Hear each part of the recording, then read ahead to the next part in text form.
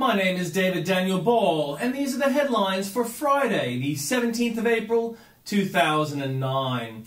Too early to confirm sabotage, says Davis. Tripodi faces expulsion for misusing allowances. Garrett's daughter ODs at Sydney night spot. Puree pizza in baby's deadly junk diet. 3 dead, 10 injured as bus overturns. O rules are risking lives. Sydney man stabbed while sitting in a car. Britons to get cash to buy electric cars. And German police smash child porn ring. And in comments from Tim Blair, where's Kevin? The asylum seeker boat explosion occurred around 8:15 a.m. yesterday, Sydney time. Prime Minister Kevin Rudd is yet to offer any comment, according to Australian's Matthew Franklin.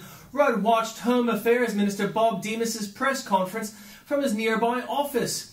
If you scroll all the way to the end of the report, you'll discover Mr. Rudd stuck to his agenda yesterday when he launched a global institute to work towards clean coal technology. Some 4 hours after the explosion, the ABC ran a positive item on the launch. No questions at all about the assumed refugees, and here's the Age's Michelle Grattan.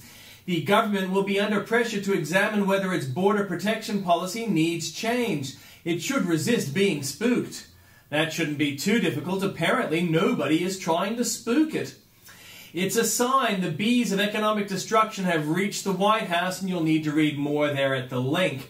5 feared dead in explosion, followed by an explosive allegation. 5 people are dead and 51 are injured, including 4 Australian Navy personnel after an explosion on an asylum seeker boat near Christmas Island.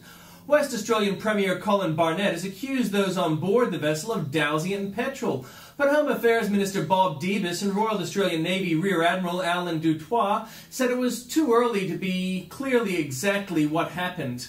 It is understood that the refugees on the boat spread petrol and that ignited, causing the explosion, Mr. Barnett told reporters in Perth. This is the 13th such vessel to attempt arrival since Rudd government diluted Australia's formerly strong refugee policy 7 months ago.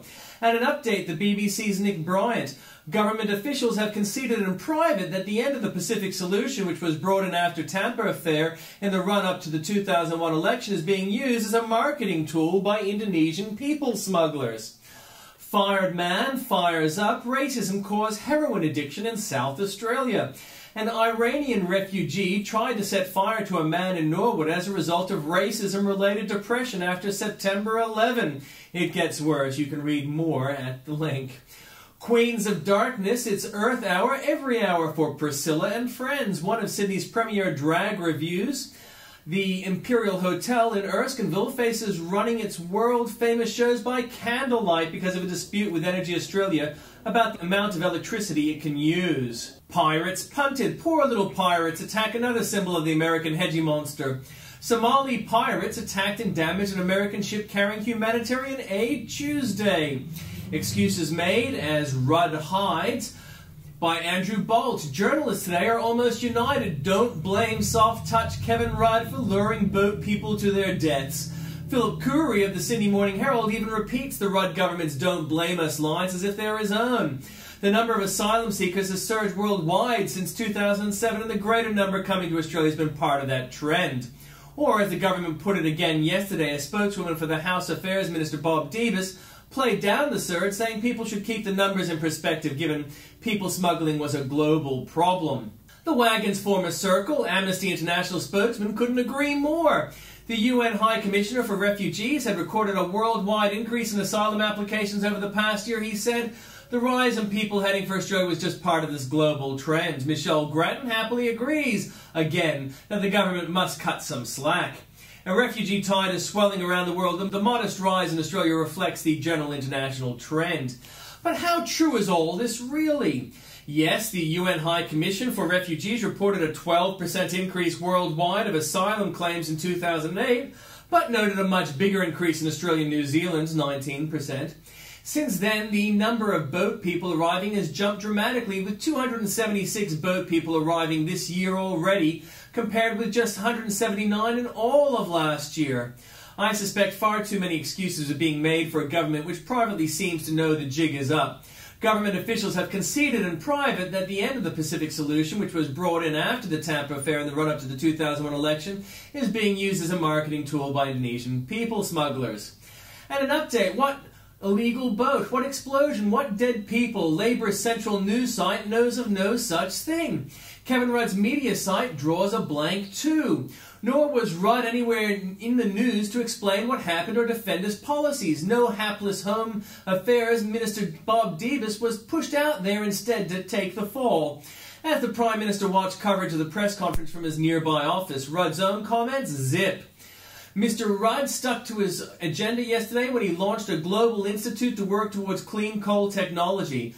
Standard MO that from risk-averse Rudd, who, for instance, was sent out this week to discuss the bad news from Qantas while Rudd stayed hidden. Julia Gillard has pledged government support for Qantas workers who lose their jobs after the company announced the global recession had forced it to lay off as many as 1,750 staff. Who again hidden, who had to step up when the unemployment figures tanked.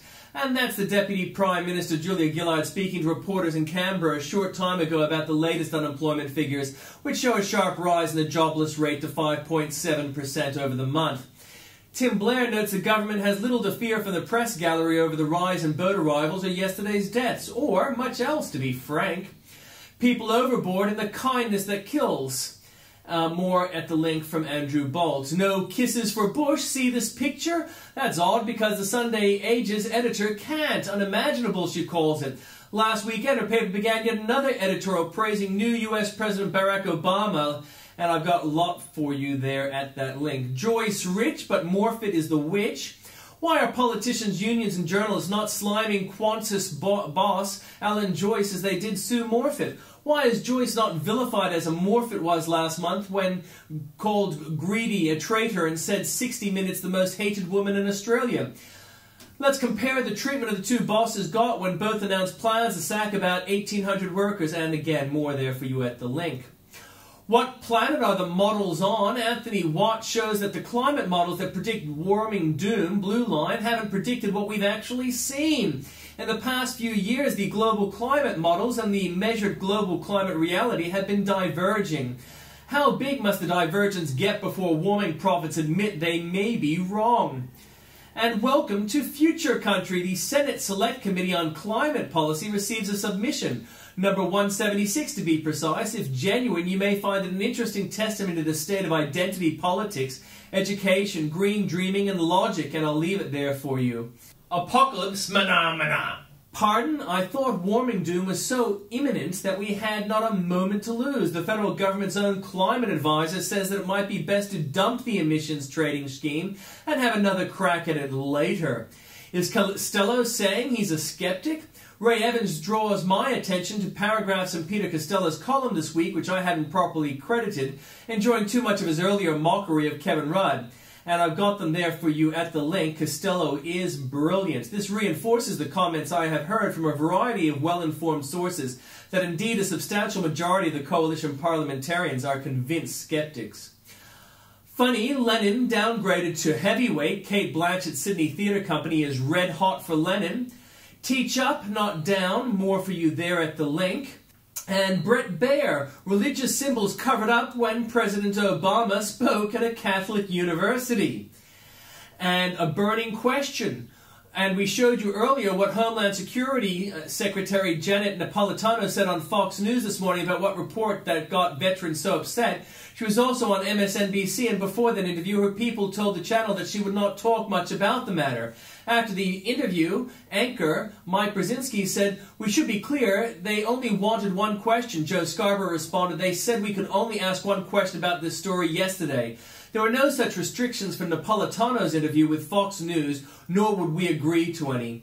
And protesting big government, wild spending, and high taxation by Bill O'Reilly. And I've got heaps there for you at that link.